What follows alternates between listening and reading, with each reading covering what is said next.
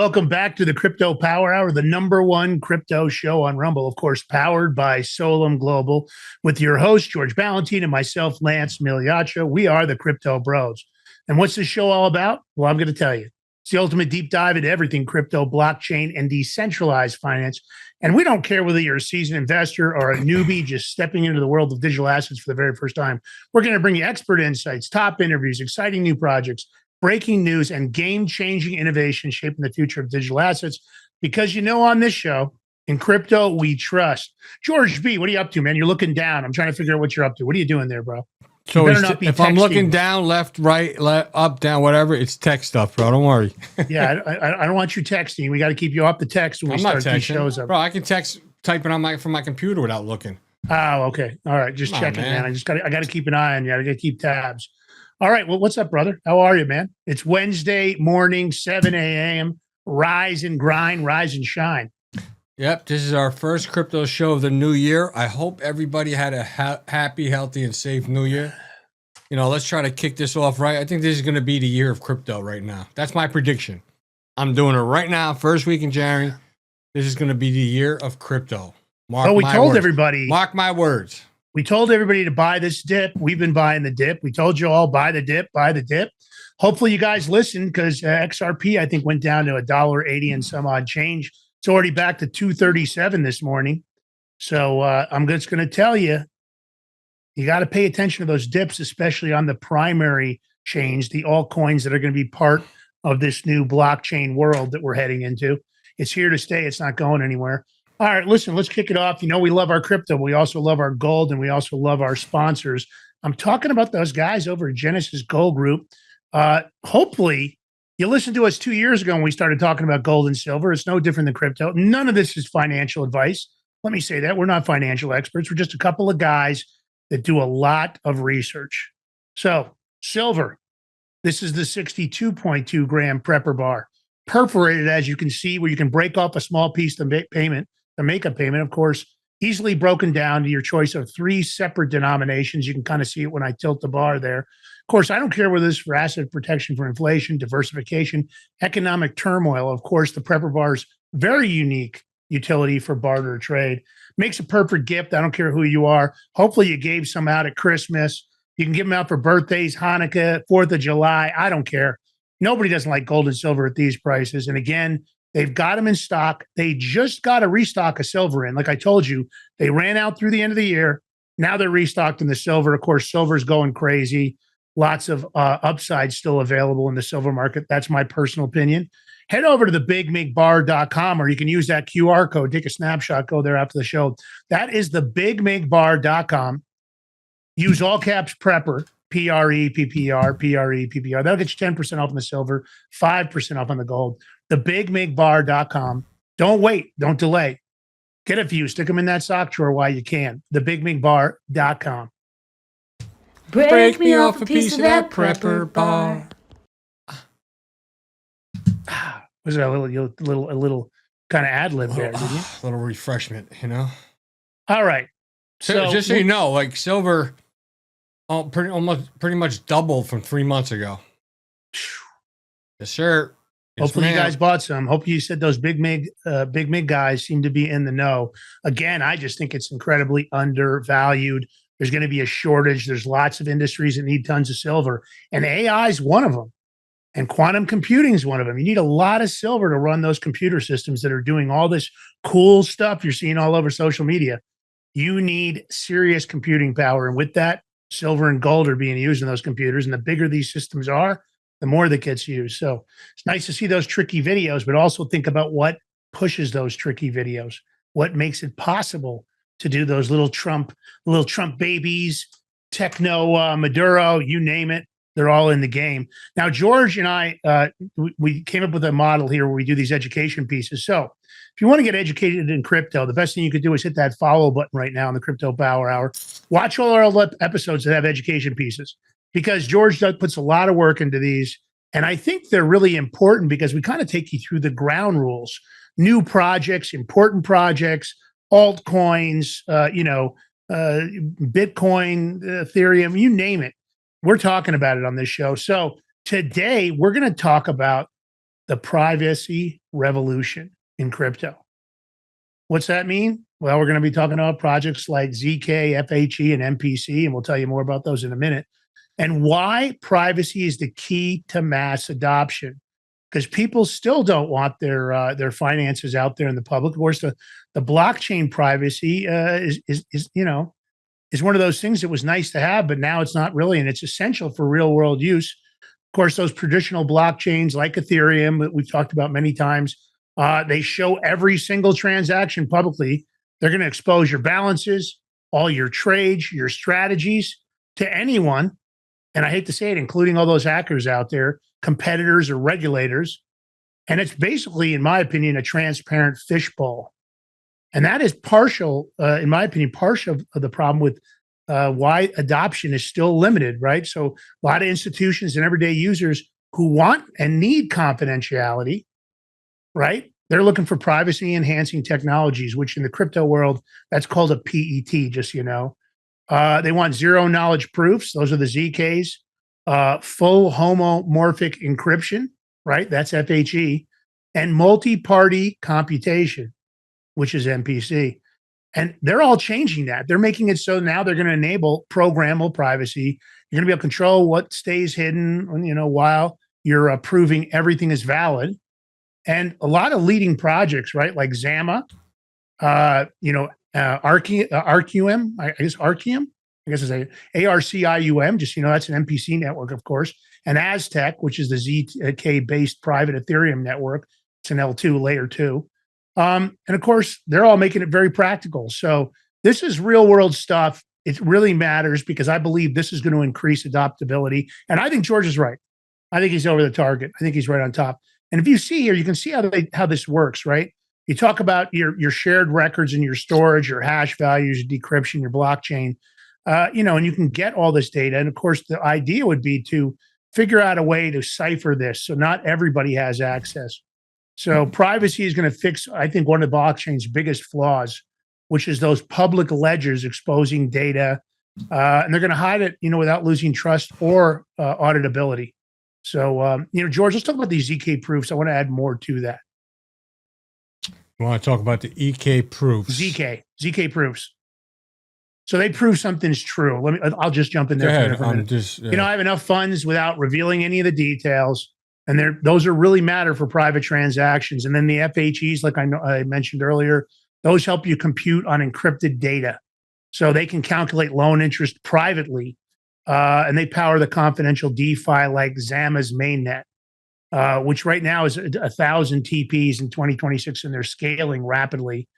And this is big stuff because, of course, when you start talking about these multiple parties compute together on private inputs, the MPCs, you're going to want to be able to trade without sharing secrets. Right now, you see it. People put out your trading strategies. They're tracking whale wallets. And I think this, when you take real world applications and you look at everything that's going on, people don't want all that information. They don't want they want private payroll. They want to hide their salaries. And when all that stuff goes onto the blockchain, it would be out in the open, right? They want confidential stable coins. And of course, Zama's CUSDT is a confidential coin. They want dark pools. They want to be able to hide their trades. And they want compliant lending. They want to be able to prove their credit without exposing their history. And I think all that in 2026, all these hybrids are going to dominate. I think all these networks are going to dominate in the privacy protocols. And I think because it's going to balance risk, there's going to be a lot of stuff that has to do with compliance and selective disclosures. So let's take them through, George. I think let's give them a step by step. And let's start with the basics and take them to the advanced. Okay, let's do it. Let's rock and roll. Let's get into it right here. I'm going to put up a chart and then I'm going to start talking. This way the chart's there for you guys. So, we always try to simplify things for everybody, especially for the new people, the newbies, and we're going to try to build a newbie friendly. I'm going to give you analogies. Yeah, I'm having trouble like Lance today to expert level mechanics. And this is all going to happen with real world crypto DeFi examples throughout. We're going to do this for you guys. Now, Lance was just talking about the privacy problem in blockchain and it's PETs. Why do we need them? I don't know if we need them. That's everybody's opinion. However, though, coming from a novice view, somebody that's just coming into this into the scene of crypto. Imagine, I don't know, posting your bank statement online. Everyone sees your salary, your spending, and savings. But that's pretty much most of blockchains today. But I'm going to clarify something here, because when you see stuff transactions, there's no name to it. So there is privacy. I don't know why they're trying to like separate this and do it. You can look. There could be a wallet up there, but you don't know whose wallet that is. Like Lance, you were just talking about like crypto whale wallets. Okay, but what crypto whale is it? You don't know. So there's still the privacy there. You don't know whoever it is getting paid this much or making that much. I think when it comes to privacy enhancing technologies, I think that what they're talking about is, let's say, for example, that you had to put up your bank statements as part of a transaction. Let's say those bank statements were on the chain, where they were now real world assets that were listed. I think they're concerned about that because, of course, we're talking about lending. We're talking about the banking world as it exists now and how we're going to incorporate this transparency to prove up the money, but at the same time, not put out your personal data. So they're going to either, the banks are going to be done and gone with, or they're just going to incorporate more crypto into the banking system. However, but they're going to have to make it where your banking statement's not going to have your personal information. It's just going to have some kind of identifying number to you, whether it be your wallet or whatever it is. However they're going to structure this, that's what it'd be. So once again, that's just my opinion. This is how you make the privacy where you don't know who the person is. But so, I mean, if you look at it from, like, let's say the expert's view, transparency enables MEV, which is bots front running trades, surveillance, regulatory hurdles. Now, institutions avoid DeFi because data leaks violate privacy laws. I like DeFi. I like decentralization. Get rid of all the government and all the big control. We want it back. Now, I'm going to give you an example. This just happened. Look at it. We're saying last year because it's 2026. It's funny, though. In 2025, front-running costs DeFi users billions. Privacy tech reduces this by hiding order details. Now, Lance, you want all the transactions on the blockchain. You want them there to be verifiable. But if now they're going to start blocking them, then how do you know it's verifiable or not? But they're saying here's a solution, PETs, which allow verifiable actions without exposure. So they're saying privacy TVL, which is surged in late 2025. Now, what are we going to expect more in 2026 with regulatory clarity? Possible. We're still waiting for some crypto infrastructure bills to be passed, sitting there in the Senate. And I mean, the more they sit on it, the more it just makes everything hold back. So I wish they'd get their butts in gear and get shit done. I don't know. We'll find out sooner or later. They're going to have to do something over there in Congress. But you talked about what? Zero knowledge proofs. ZK. Hold on, Lance. I'm going to switch so you don't have to look. This is prove without revealing. So, once again, I'll do it from a new person's standpoint, right? The Alibaba Cave. This is classic now. We all know who Alibaba is, right? They prove you know the secret password to open the door without saying it out loud. Or Shazam. Or prove you're over 21 without showing your full ID. Just age verification. How does that work? I'm glad you guys asked. You're the one that's going to provide it. You're the prover, right? You create a mathematical proof locally. Sounds complicated, huh? Well, it can be. For people that are not like just coming into crypto to learning it, it just sounds like all these seed phrases I got to remember. Now I got to create mathematical proofing. Oh my God. What else is next? Then you got to submit proof to blockchain. Now verifiers check it instantly without seeing your data. Transaction, it validates, network updates securely. Now, if you have expert mechanics, they use, it's ZK snarks or starks for sufficient proof, sufficient proof. I don't even know what they're trying to say there, Lance. You know what that is? I'm sorry, George. I was looking at something. That's all right. Client side proving keeps it fast. like seconds on a phone.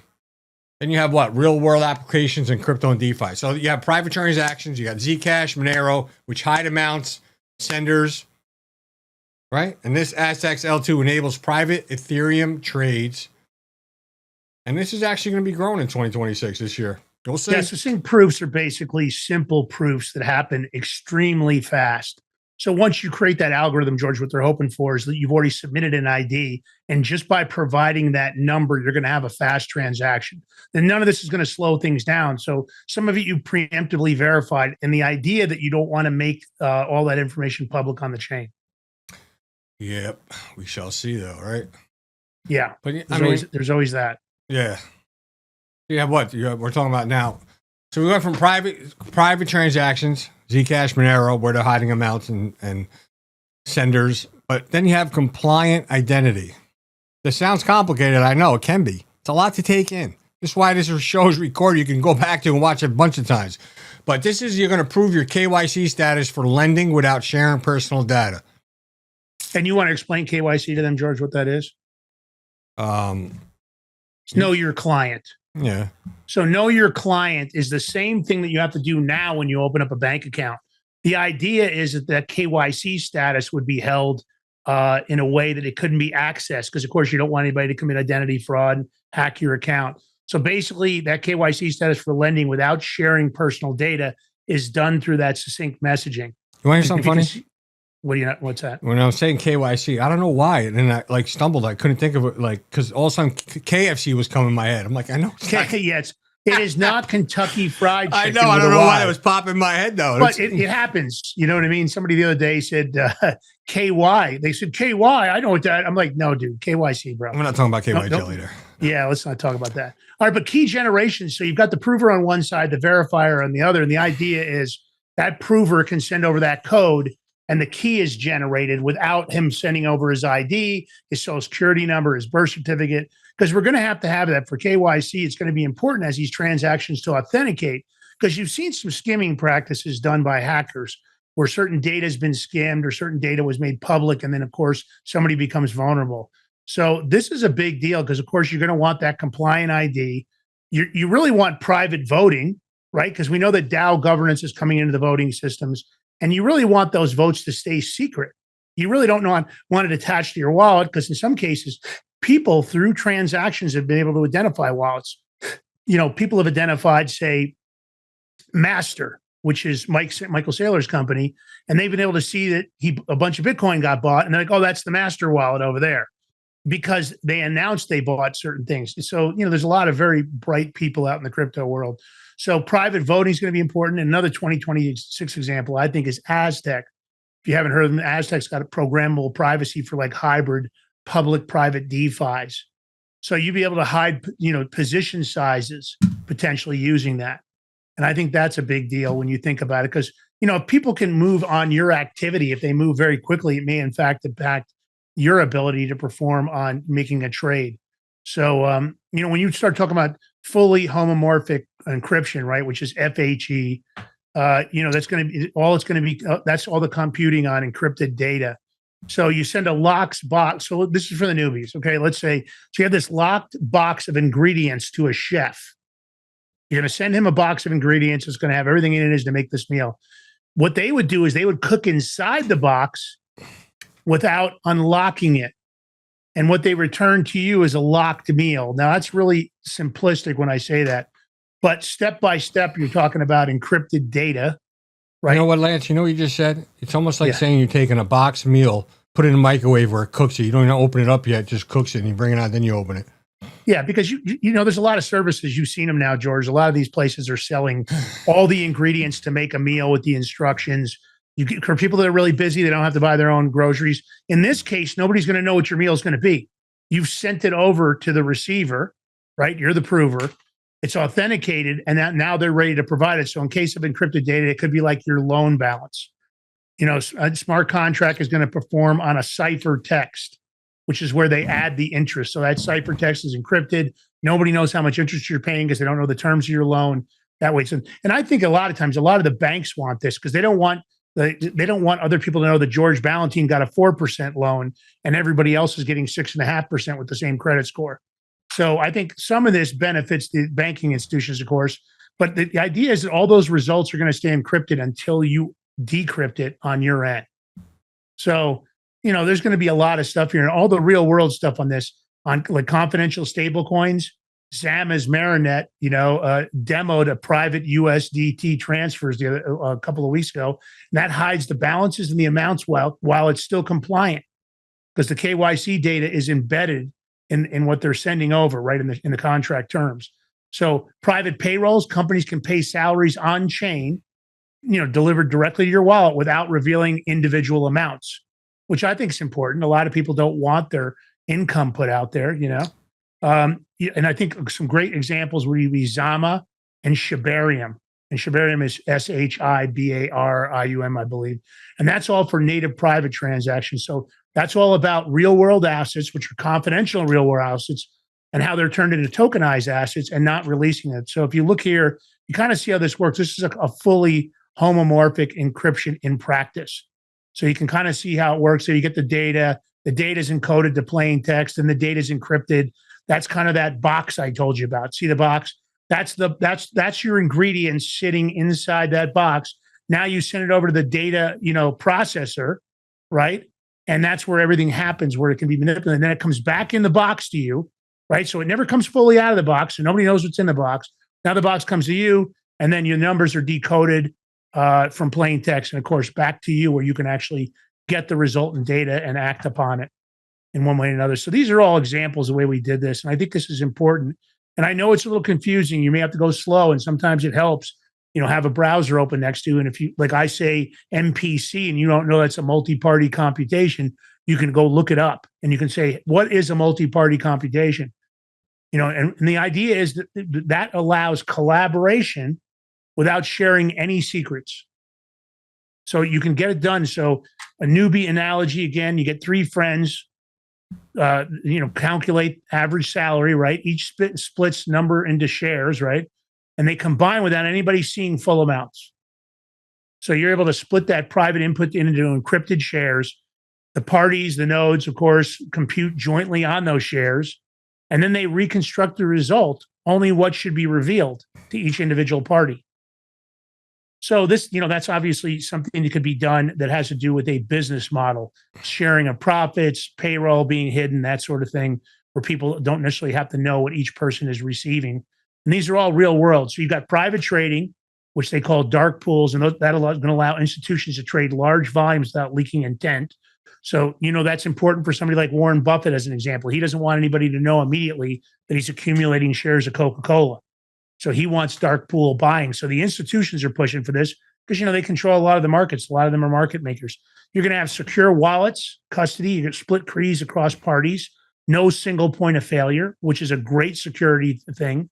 If you have a shared wallet with a family member, the idea would be this would allow real security, that if something happened, like we've talked about kidnappings on the show, it would split those keys across multiple parties. And so there's no single point of failure and no single point of access. A lot of security that has to do with that. Then you have joint AI trading, of course, train models on private data without exposure. So that's a big deal. And of course, all this stuff really matters because you're talking about the idea behind threshold signatures, right? Which are MPCs, right? So you're going to go back to that multi-party computation. Because when you have these threshold signatures, that's what we talked about, where one group holds the same wallet, but you need three people to complete the transaction. Very secure in that manner. So, and I think we're going to see this, what we're talking about, plus we're going to see a lot of hybrids. The future trend, in my opinion, and across all of the blockchain world, are the hybrid stuff. So you'll take the strength of like a ZK verifying, the FHE computes, the MPC collaborates and secures. And then, so Zama is one example of using MPC for key management. You're going to have real world like private AMM, right? Hidden liquidity pools, encrypted voting, institutional DeFi, DeFi networks.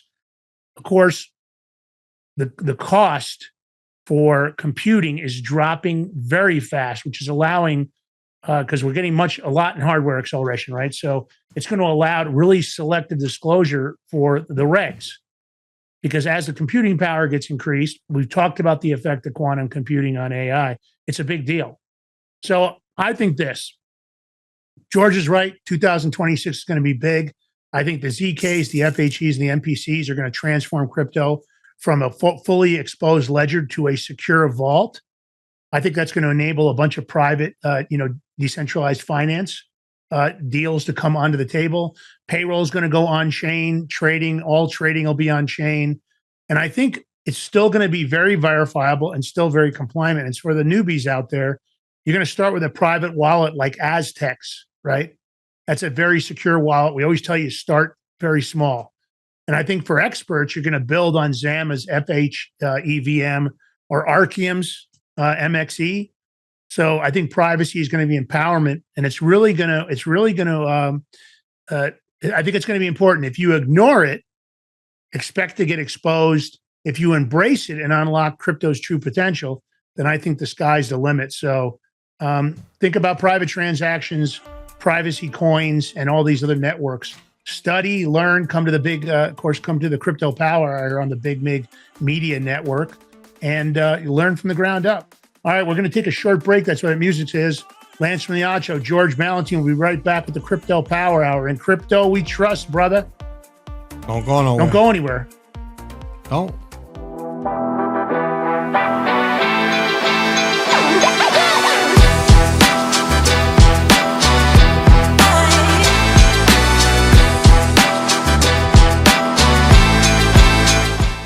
Are you ready to stand up for your community and support your local sheriff? Join the Constitutional Sheriffs and Peace Officers Association and become a vital member of the Sheriff's Citizens Posse. At CSPOA.org, we empower citizens like you through weekly webinars, arming you with the knowledge to back your constitutional county sheriff. Together, we can uphold our Constitution and ensure liberty and justice for all. Your community needs you now more than ever. Visit CSPOA.org and join the Sheriff's Citizens Posse today. Make a difference. Stand for freedom. That's CSPOA.org. Your country, your fight, your future.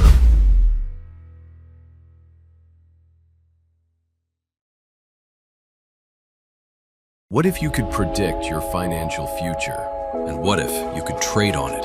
Introducing Block Trust IRA, the future in your hands. An astonishing 88,000 millionaires were created last year from the Bitcoin boom, and you could be next. Block Trust IRA is the only crypto management firm powered by AI-driven strategies, ranked #1 in the world by Bitcoin Magazine.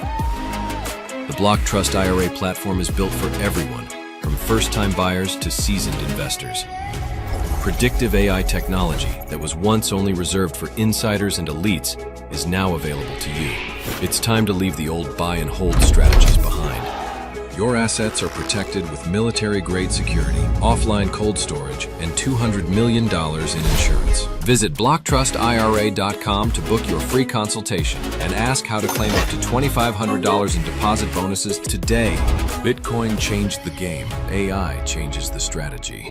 Hi folks, I'm here today to introduce you to the Prepper Bar from PrepperBar.com, the most unique precious metals product we have seen in a long time. These 62-gram bars are perforated and easily broken down into your choice of 3 different sizes to fit a multitude of needs. Whether it be from asset protection from inflation, economic turmoil, or its unique utility for barter and trade, the Prepper Bar makes a perfect gift for all the precious metal lovers out there. Exclusively made here in the USA and selling out fast. Available in both gold and silver, these slim Prepper Bars fit neatly in your wallet, and their utility enables use in any situation. Forged through rigorous training and honed by the finest instructors on Earth, these K9 units serve beside our nation's warriors as they fight to preserve what we cherish. When these warriors complete their duty, the Warrior Dog Foundation provides them with a home deserving of the service they've given us all. At our state-of-the-art kennels, they receive rehabilitation and care suitable for heroes, because that's what they are. Be a part of giving them a future today. Visit WarriorDogFoundation.org.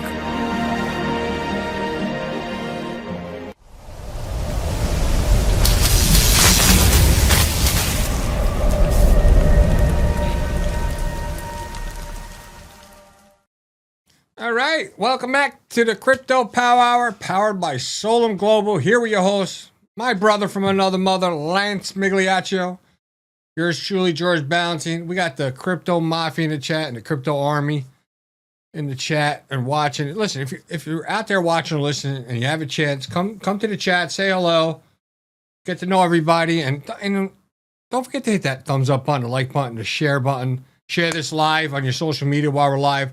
Help educate people with crypto, help us grow, and hit that subscribe button if you can. It's $5 a month subscription. It helps out with overhead, equipment, you name it. There's so much stuff going on that makes the show go round and round. A lot of equipment, a lot of things, softwares, you name it. Every little bit helps, but most importantly, we want your support. So keep it coming and tell your friends to come on by. So let me give a shout out to our sponsor. Lance and I, we always tell you, we got the perfect solution for the people that can't watch their crypto 24/7. And this is why I'm here to tell you about BlockTrustIRA.com. They're bringing access to cryptocurrency to everyday people. Their exclusive Animus AI trading platform works 24/7, analyzing market and data and executing advanced crypto strategies that go far beyond buy and hold. This sophisticated technology, once reserved only for Wall Street insiders, now it's available to you. And listen, I'm telling you, it's no surprise. This system was named #1 crypto technology platform by Bitcoin Magazine out of more than 1,500 global competitors. So whether you're a teacher, you can be a truck driver, small business owner, retiree, a government employee, whatever. Watching your inflation eat away your savings, BlockTrust IRA's advanced Animus AI gives you everyday Americans the same advantages as a financial elite. And clients are already seeing over 250% returns on their investments, all with military-grade security and up to $200 million insurance. Your wealth is fully protected. So don't wait. Visit BigMakeCrypto.com today and see how you can join this financial revolution that's finally giving everyday Americans access to the crypto opportunity of a lifetime. Once again, visit BigMakeCrypto.com today and you can get up to $2,500 of free crypto. I got the QR code right next to me. You take a screenshot, save it to your photo files. Don't do it now. Go there later because we got stories to tell you guys. I don't know if you all seen recent. Well, I'm pretty sure you have. Hopefully you have. What just happened in Venezuela? You're like, yeah, if you're not living under a rock, I sure hope you have. And you're like, wait a minute. Why are we talking about Venezuela on a crypto show? Well, there's a little more than that, my friends.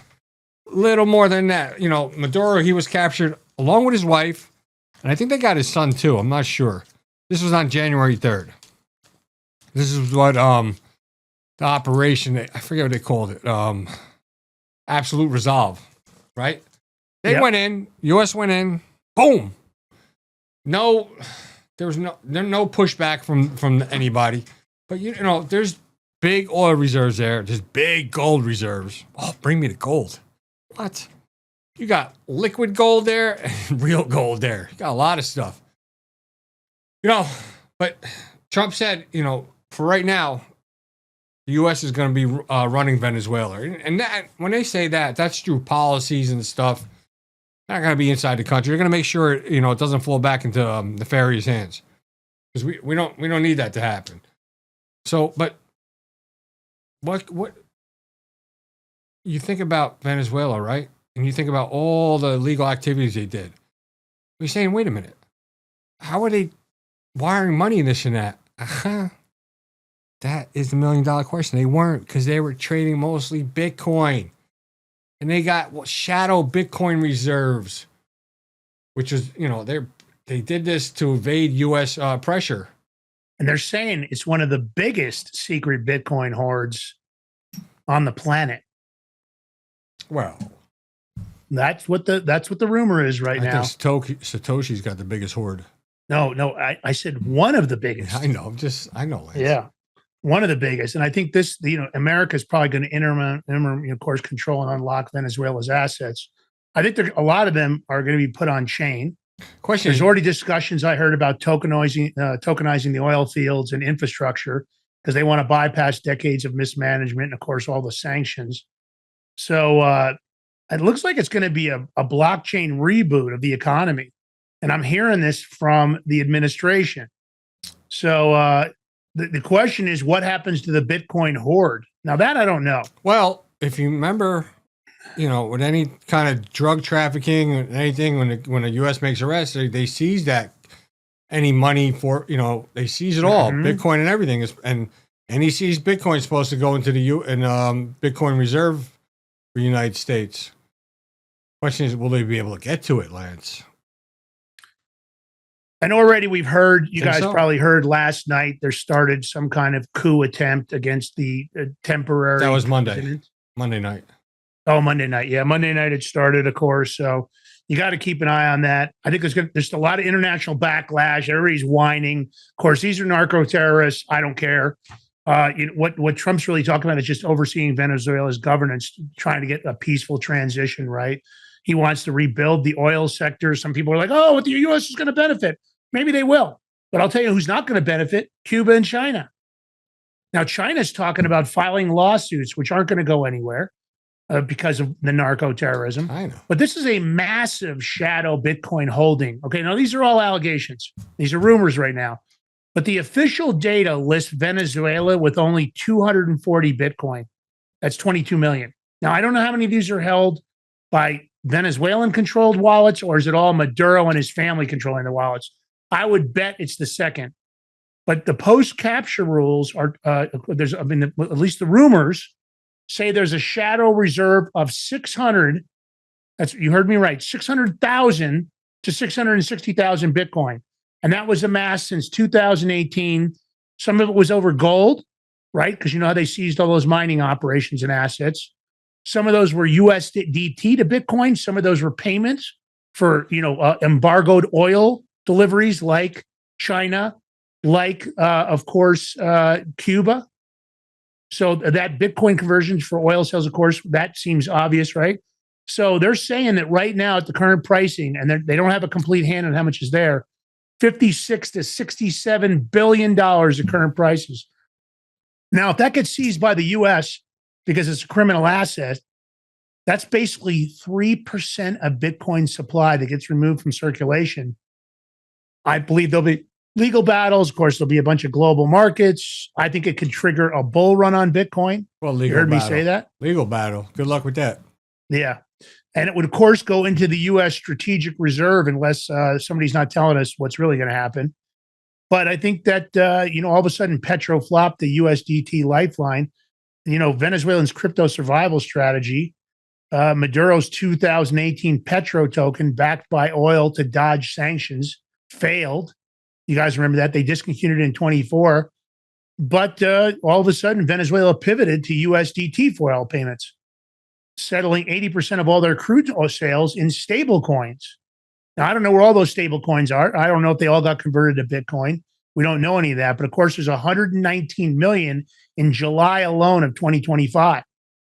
Now, I think all that infrastructure, all this crypto infrastructure could be shut down or repurposed. But I think there's a bunch of, interesting wallets that might be split across insiders. We don't know who's got access. Is that why there's the military coup started? Do they know about the Bitcoin? Are they going to be complicating the recovery? But if they've identified the wallets, it could be pretty tricky. Now, I think the potential for tokenizing Venezuela's $17 trillion oil empire, I think it's going to happen. I think this is going to end up being an incubator for what's going to happen to global assets. And imagine the transactions, George, over $17 trillion of oil being tokenized. Imagine when that goes on chain, what's going to happen. These are real world assets that are being putting on the blockchain for global trading 24/7. This is big stuff. It's funny because the more we talk about this and get in depth with this, we're not hearing, and when they went and got Maduro, we're not hearing any seizure of any electronic equipment, computers or anything. Not a word. Because I don't think Maduro would have 600, let's say 600,000 Bitcoin in one wallet. It's going to be spread around. And who's got access to those wallets? Or who's Good holding point. I mean, we don't know how secure it was. We don't know if he's got, two-party authentication. We don't know what his KYC material is. I mean, look, Maybe the U.S. does. Maybe the U.S. identified this, and maybe they had this plan all along. But I think when you start talking about it, Maduro's facing justice. He had his arraignment. I think Venezuela is standing at the brink of a blockchain renaissance between their rare earth minerals, their mining, their gold, silver. We heard there was a big silver hoard that got seized also, or is going to be seized. So I don't know if that's true, not yet either. I guess we'll have to see. I'm but sure of course, he's probably got gold hoard too over there. But you know what? Like a lot of this, like with oil, they start bringing the oil on the blockchain and oil futures and stuff. I mean, it could work great for the people of Venezuela if done right. But I agree. A lot of people are not talking about the oil that comes out of Venezuela. There's only so many refineries that can handle that type of oil, and few of them. Some are in Louisiana, others in Texas. And I don't know where else, somewhere else in it's other interesting countries. that Trump just doubled down on saying he was going to work on the refineries, that he was going to work on our oil processing abilities. Maybe that's because he knew the value of Venezuela. And think about what we're talking about. Seizing a giant shadow Bitcoin reserve could really supercharge crypto, right? Because of scarcity. And of course, tokenizing oil assets, you're talking about unlocking potentially $17 trillion in value. Now you're taking blended geopolitics, right? You're getting rid of the narco-terrorism, and you're really going with decentralized innovation. So the big stuff will be any legal quagmires. Is China going to file some kind of a case on the International Court of Law? I don't know. What are these liberal judges that have been assigned to the case for Maduro? What are they going to do? Frozen holdings, international condemnation, the risk of prolonged instability for Venezuela, which we're already seeing instability right now. So I don't know. This is one of those things we're gonna have to keep an eye on. But 660,000 Bitcoin potentially to be seized. That's a big number, George. It's funny you brought up the liberal judges, but on Monday when he got arraigned, Maduro went in there and with an attitude was like, I'm the president of Venezuela. He was trying to talk and kept talking, and finally the judge got up, put him in his place, and like, you're a defendant here in America. You're not the president. Like, he put him in his place, had to give him like a really good check. But it's funny because Maduro was pretty much, they said he was in shock at how people have right to get an attorney given to them. Yeah, he has a right to not talk. And he was kind of shocked at a bunch of these rights because, he was a dictator. He didn't want to talk. They're going to whoop your ass over there in Venezuela. He'd probably get killed. It's interesting. Of course, he probably was trying to take the idea that the U.S. doesn't have jurisdiction of him because he's a foreign leader. Of course, that's not true when you've been indicted for narco-terrorism or other but acts. You know what, though? I was thinking about that, and I was going to bring it up to you, too. So you look at it. What can stop any federal prosecutor or whatever, high up there, DOJ, from going to get an indictment? Because you fully know you can indict a ham sandwich, right? Yep. So what's the point of why do you need in some country? Oh my God, I'm drawing a blank. My God. When you're in a country and extradition, right? Mm-hmm. So what's the point of extradition then? If you could just go in there and get them, snatch them up and bring them out. Well, extradition goes both ways, right? You have non-extradition countries that don't agree to participate in any legal authority, right? You've got certain countries that do that, like, for example, Gibraltar and others. Okay, right? But what if the country that doesn't have extradition or don't believe in it, so what? The United States can't get their person, they just happily sit there? Or can the United States just go in there and get them? That has happened because the United States doesn't actually take the role that it did in this situation. International law would argue that Trump shouldn't have done what he did, but at the end of the day, the conviction. Here's the tricky part to me. Maduro wasn't, and I've always told you I don't like grand juries. I think grand juries are BS because they're sealed grand juries. So Bill Barr presented to a sealed grand jury in 2019 and 2020. Of course, Maduro wasn't there to defend himself, just like every other defendant, and they were able to secure an indictment. Well, why were they able to secure an indictment? Because the only people that presented evidence was the U.S. government. Now, that being said, there's lots of evidence to support Cartel de la Sol, right? The De La Solis, the Cartel of the Sun, which is his cartel. There's a lot of proof and evidence that proves that, in fact, they were this giant narco terrorist. But you're right, George. This is one of those slippery slopes. But I think at this point, Donald Trump is going to take control of the Western Hemisphere. He's had it. I wouldn't be surprised to see Cuba, Colombia, and even Mexico face some major issues in the very near-term future. And I think as far as this Bitcoin stash that was probably created 99% from criminal activity, not that the oil was criminal, but who they were selling the oil to was criminal. No, they weren't supposed to be selling any oil because there were sanctions. But we have a clip. I have a clip here I want to play. Yeah, let's play it. All right, here we go. So there is a second order crypto effect here where since for going back a decade now, my reporting was back in 2017, because of spiraling inflation of the Bolivar, a lot of people had turned to cryptocurrencies, mining Ethereum and Bitcoin in their homes in order to just have a stable source of cash. But the other side of this is the fact that there are multiple reports that the government itself has been looking to evade sanctions by doing sales of oil in Tether, which they then move into Bitcoin. And so much of this market moves on sentiment. So even the promise that perhaps the U.S. government, when they came in, might seize these assets, hold on to it, that's a bull case for Bitcoin if you have a stockpile such as that that isn't being liquidated. All right, very interesting stuff. Very quickly, because we got to go. Is it a tailwind for just Bitcoin or also Ethereum, Solana, and some of these other coins? It's a rising tide lifts all ships. In fact, XRP has had outsized performance. And when you see one altcoin do particularly well, it really is one of these signs of a risk-on environment. All right, Mackenzie Sagalos, great to see you as always. Thank you very much. All right, before we let you go, one more look at the futures right now. It's funny because just so happens like Bitcoin was, it was go up a little bit, going down in 80s, this and that. Now it's like shot up to over 95. I think it's going to start climbing again. It's going to hit big numbers soon. Break record soon. This is an interesting thing. And when we get down to the truth of it, I think it's really going to have an impact. So the question is, how much is the U.S. going to acknowledge? All right, so let's talk about the infrastructure for the $2 trillion stablecoin economy. And if $17 trillion of the oil come on board, it's a lot bigger than that. But of course, you're looking at stable coins. We've talked about them in the show. They're no longer really fringes of the crypto finance. You have to focus on what our modern financial system is and how the stable coin is going to be very important moving out of the SWIFT system. And this will be the next phase of real finance. But I think as blockchain adoption is increasing, you guys know that. And of course, the crypto industry is maturing rapidly. Guess what? Here comes the government. So have the opinions of policymakers. Of course, they're drafting. They're taking it into their own congressional areas, and they want transparent frameworks for stablecoin usage. They want know your client to be clear. They want legislation. Now, in some ways, it's great. It's a lot better than Gary Gensler. I like to call him Gary the Weasel Gensler on this show.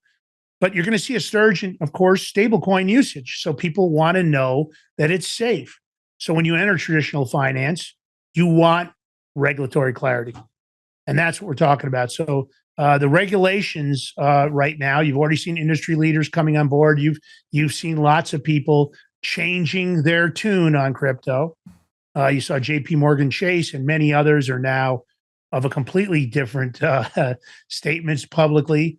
But I think right now what you got to start thinking about is the companies that are building products, they're going to building them alongside the regulation rather than being reactive. And of course, what it was before, because you didn't really know if there was any regulation. And then you would try to adapt what you thought maybe the regulations were. And that's how Ripple got in trouble, right? Not because they did anything, but because Gary Gensler didn't like crypto. He didn't like Ripple's, growth and what they were doing. So he came up and he tried to use stock loss. Well, that doesn't apply. So I think what's important is the good news for everybody in the audience is, look, it's getting clear, right? The path for stable coins is getting clear.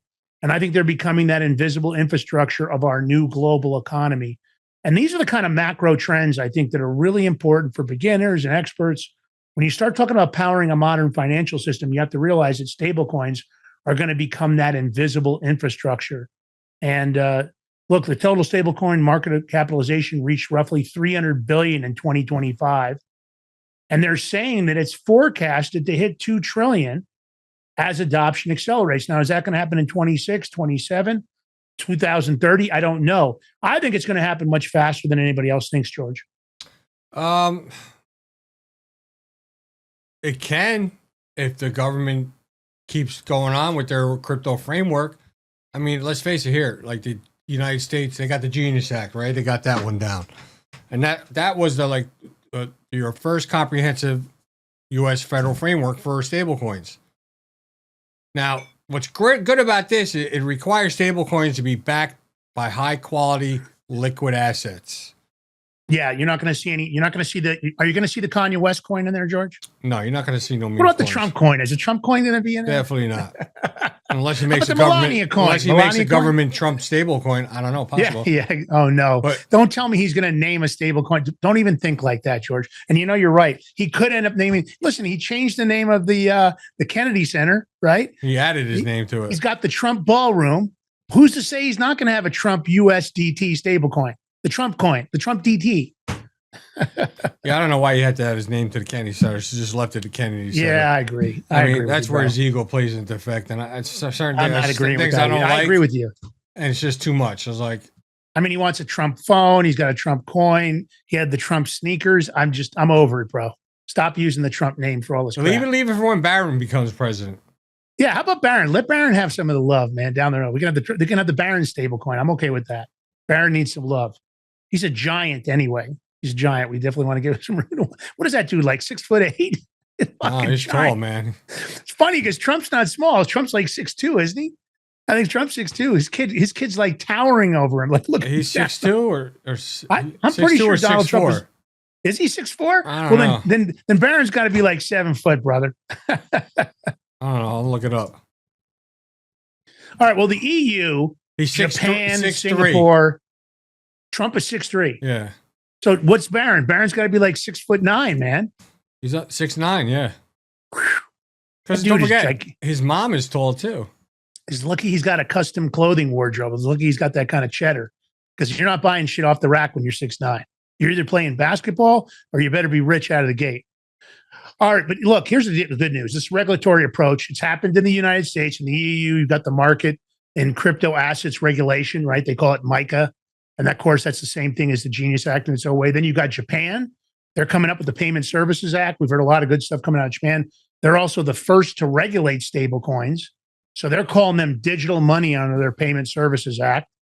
So only licensed banks, trust companies, registered agents may issue them. And you have to have the full backing and the supervision of the FSA supervision, which is the Japanese financial institutions. Singapore, which I've told you before, Singapore is a hub of crypto regulation and global market movement. So they've got what they call the MAS SCS framework, which of course mandates that banks have to have 100% reserve backing. They have to agree to monthly audits and redemption at par for stablecoins pegged to the SGD or G10 currencies, which of course, I've told you this before, Singapore is a international global leader in compliant digital finance. They're going to be one of the monsters. You've got Dubai, you've got the US, and you've got Singapore. Of course, Hong Kong wants a piece of it. They've got the stablecoin ordinance, which requires HKMA approval, capital and reserve adequacy, and disclosure standards equivalent to licensing financial institutions. So in my opinion, when you start looking at the global network, George, you've got Hong Kong, Singapore, the United States, and Dubai. I think that's the battle royale between those four because, Hong Kong's always been a real financial hub. And of course, China wants to continue to maintain that power. Singapore, incredible financial, network there. But again, I think these guys are all going to be setting the tone for what's really going to happen to the SWIFT international framework. So this is big stuff. And I think you have to realize that we're in a convergence moment, right? Major shift. Everything's changing. And why are you here at the Crypto Power Hour? Well, you know why. Because we're going to try to take you from the ground up, make sure you don't miss out on generational wealth. Hey, listen, Strategy's buying more Bitcoin. He's pretty good at predicting the market. You always want to come here. Wednesdays at 7 a.m., Fridays at 7 a.m. Eastern Standard. You can also find us, follow our, of course, our main sponsor, Solum Global, solum.global. Big things going on at that company. Find them on social media. The Crypto Power Hour, you can find us on X. You can find us on True Social. You can find Solum Global on Gab. Let's get all those followed. Don't forget, are we back on YouTube, George? We're back on YouTube, aren't we? No, not yet? Not the Crypto Power Hour, no. Oh, I thought we were. So we're going to be getting back up on YouTube. They've agreed to let us come back on. So Sky's the limit now. Of course, our home base is Rumble. Hit that follow button. Take the short form, take the long form, spread it far and wide. Spread the love, baby. George, last words. Y'all have a good day. We'll see you at 11 for the Big Mig show if you're around. If not, we'll catch you Friday at 7 a.m. Have an awesome day. Stay blessed. It's hump day or hump week for singles, folks. Peace.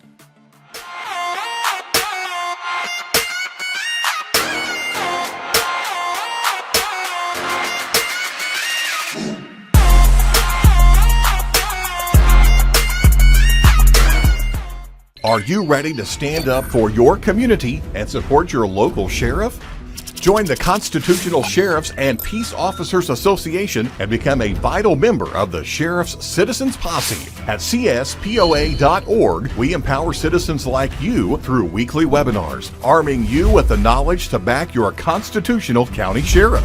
Together, we can uphold our Constitution and ensure liberty and justice for all. Your community needs you now more than ever. Visit CSPOA.org and join the Sheriff's Citizens Posse today. Make a difference. Stand for freedom. That's CSPOA.org. Your country, your fight, your future.